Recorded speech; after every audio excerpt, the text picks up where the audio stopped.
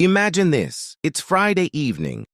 You just survived another chaotic 40-hour work week. You're on the freeway, stuck in bumper-to-bumper traffic, and your phone buzzes. It's a text from a friend.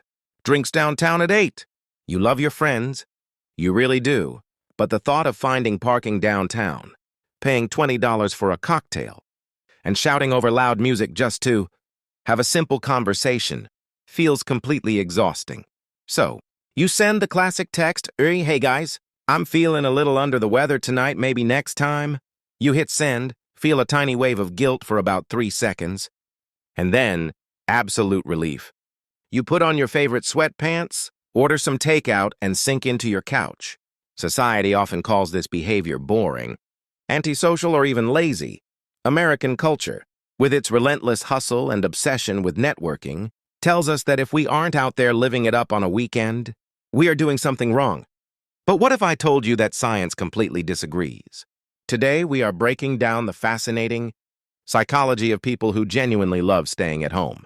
Let's talk about how we recharge. Extroverts actually gain energy from noise, crowds, and movement. For them, a packed room is a battery charger. They leave a loud party feeling ready to take on the world. But if you prefer solitude, your brain operates differently. For you, every single social interaction, even a fun one, with people you genuinely love, is like an app running in the background of your smartphone, slowly draining your battery. You are constantly processing sensory data and social cues. By the time you drive home, you are at 1%. When your battery is completely drained, your home is the only charger that actually works. It is the one place where you don't have to perform. Psychologists refer to this as the optimal arousal theory.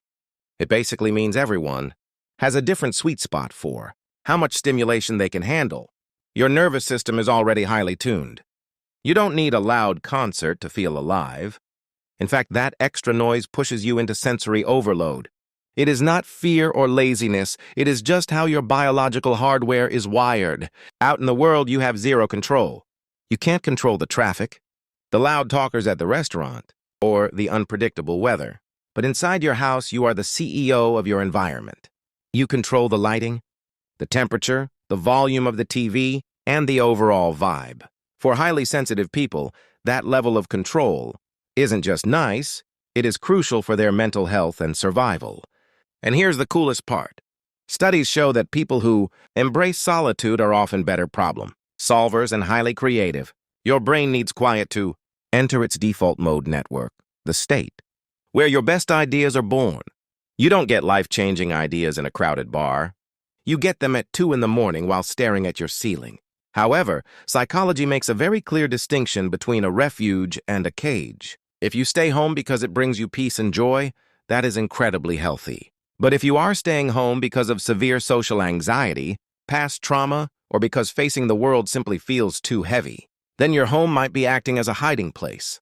It's important to ask yourself with total honesty, am I staying in to recharge, or am I staying in to hide? But if you stay home simply because it fills up your cup, you have what psychologists call a low stimulation preference. You find immense joy in the little things, the quiet morning coffee routine, the way the afternoon light hits your living room, the comfort of a good book. You aren't missing out on anything. You have just replaced the fear of missing out with the joy of missing out. You are wired for depth over noise and peace over performance. So, the next time you turn down an invitation to stay on your couch, let go of the guilt. You are not being boring. You are protecting your peace. Are you a proud homebody? Let me know in the comments below. If this video resonated with you, hit that subscribe button, leave a like, and share it with that one friend who is always canceling plans. Stay cozy, and I'll see you in the next video.